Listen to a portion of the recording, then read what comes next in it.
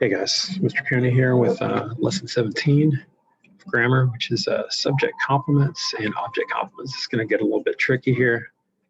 Probably grammatical device and type of sentence that you're not used to necessarily writing, although it might kind of sound familiar. So certain words and sentences complete the meaning of linking verbs, and these words are called subject complements because they further identify or describe the subject. Linking verbs usually in sentences include all forms of the verb be, like is, am, are, was, were, all those different conjugations, as well as verbs like, become, seem, remain, feel, taste, those ones that can be either way, action or linking, depending on the context, right? Okay, so in the linking verbs, we could take a subject complement after them. So two kinds of subject complements are predicate nominatives and predicate adjectives.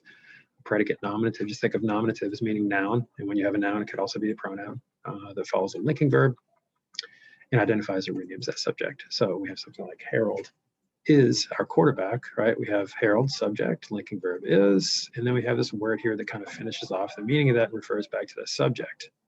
Okay, it's a noun, so that's a predicate nominative. Regularly remains my friend. So there's one of those words that could be an action verb. I remained in the room. That's an action verb, right? If someone remains like the condition of something, okay, that's a linking verb. And that points to the word friend, which comes after, and that is also a predicate nominative. Okay, predicate adjectives are adjectives that are in the same position, right? So our paintings look mysterious. Now, I look across the room, that's an action verb, but if something looks a certain way, that's a linking verb. Okay, and we have an adjective answering the rest of that. Okay, after the subject, linking verb, we have an adjective, predicate adjective, we call that. The swimmer was powerful. There we have a regular old linking verb, conjugation of be, subject swimmer, verb was, and we have an adjective after that, predicate adjective. Okay, so for each one, identify it gives you the word. So all you have to do is all you're really doing there is just telling whether it's a noun, pronoun, or an adjective, right? So that's pretty easy. I'd like it if they would have had you find them too. Pretend the italics aren't there. All right, there's 20 of those. Let's do 15 of them.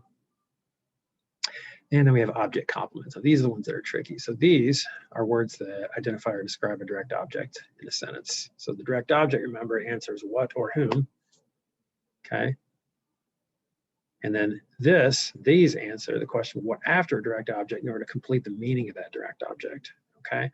So remember how we found direct objects? We would say mayor, subject, appointed, and then we say appointed what or whom. Well, appointed Ken, that's your direct object, right? But then we have the strange word treasurer, okay? It could be a noun, it could be a pronoun, it could be an adjective. It's a noun here. It comes right after that direct object and names or refers to it, describes it. So that's an object complement in the form of a noun. Dog considers what or whom. The answer to that's sofa is your direct object. Then we have a pronoun after that, his, right? Which kind of completes the meaning and finishes describing that direct object.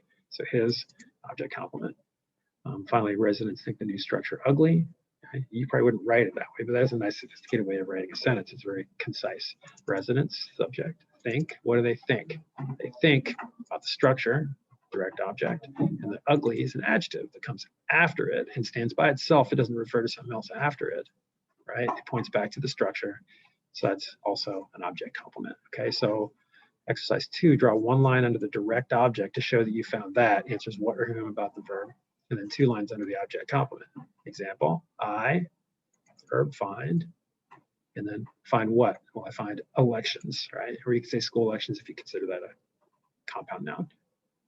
But then experience points back to that and describes it. We don't say good, because if it said I find school elections good, then that would be the object complement, right? But since it's modifying this noun here, then that is the object complement.